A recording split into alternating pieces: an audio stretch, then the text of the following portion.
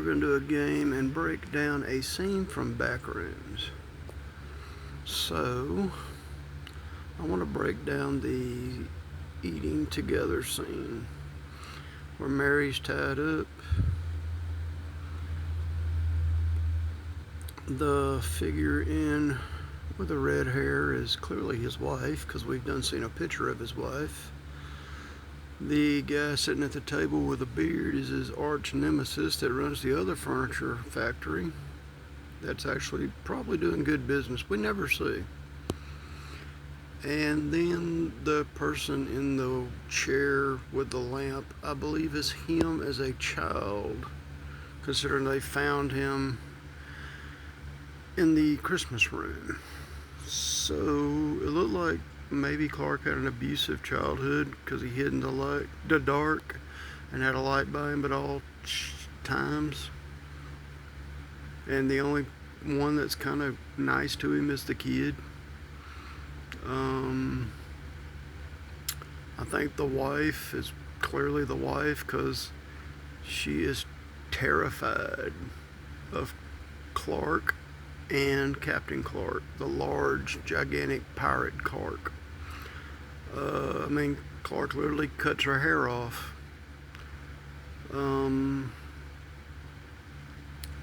Clark's other one is his nemesis, the guy with the beard. We never did know his name. I can't remember the name of the company. But, he literally stabs it in his neck. And I kind of looked at it when he took his hands and pulled his guts out for everybody to eat as dog eat dog. You know, it's kind of like eating your arch nemesis. And then at the end, I feel like when Captain Clark comes in and he's letting Mary go, it's basically like Clark's settled. She just told him, y'all are wired weird. I can't do jack for you. Being a psychiatrist to you is pretty much a waste of your time, my time, your money, and I'm out of here. And he's letting her go. He's accepting the situation. And Captain Clark comes in, he's like, nope.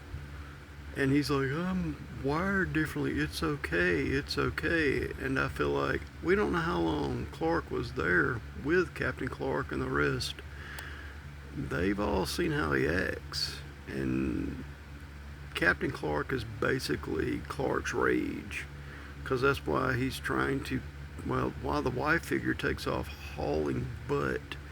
So I'm kind of figuring that maybe Clark maybe had an abusive relationship with his wife, considering they talked about breaking things from the glass, and he says, I've hurt people, and he could have meant physically. We don't ever know. So you're kind of guessing there. But when he picks him up, and he's like, we're just wired differently, and Captain Clark starts snacking on him. Well, hell, he's been seeing him snack on his enemies, and now you're letting somebody out and somebody in the whole time. Everybody that Clark let in, Captain Clark killed. So he let another one in, and, he's trying to kill her. So, you got the childhood, the wife failure, the rage of his own interior mind, and his childhood is one thing that's trying to be nice to him. So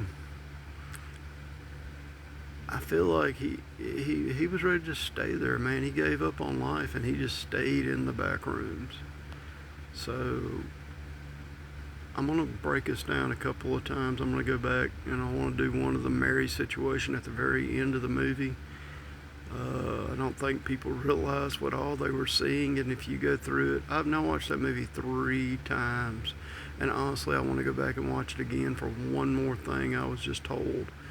So I don't want to say what it was because I'm not sure if they're right or not, but I think they might be. But how long do y'all think Clark was in there? Days? Weeks?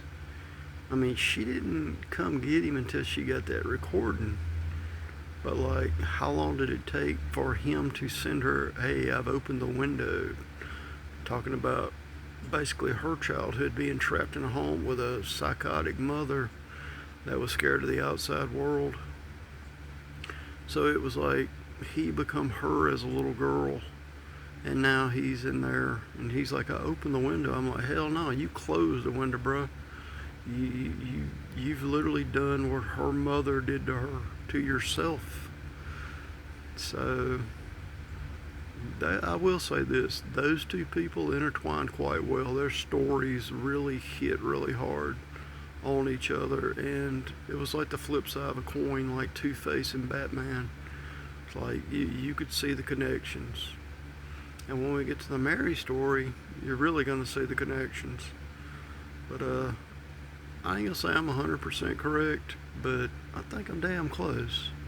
I watched this movie enough, and I've watched several interviews of the maker, and congratulations to a 20-year-old man that's breaking box office records. But it just blows my mind. But this is a hell of a movie, I'll be honest with you. Like I say, 3 times I've sat through it. 2 times it literally got a standing ovation from a younger crowd. I didn't stand up. I'm not going to applaud a film. I'm sorry. Now, if the creator was there, I'd be like, yeah, I'll do this. But for an empty scene, I mean, there's nobody to applaud but the movie itself. I wish I could have recorded that just to be like, wow, look at this. Because it was kind of cool. Kind of weird, but kind of cool. But, let me know what y'all think, because I'd love to know, because this is a weird movie, but it's one big puzzle. And like I say, I want to talk about the next part, but I'm going to talk about it tomorrow night. We'll go into some of the A6 stuff. We'll go into... Well, I'm going to ask y'all one more thing, since kind of what I just said. When he brings people in, he knows these creatures are in here. He knows one's violent. Do you think that he brought his assistant manager and her boyfriend in? I know it was for discovery, but do you think he sent the boyfriend down there knowing that Captain Clark was down there? Was it like a test to see what would happen with strangers?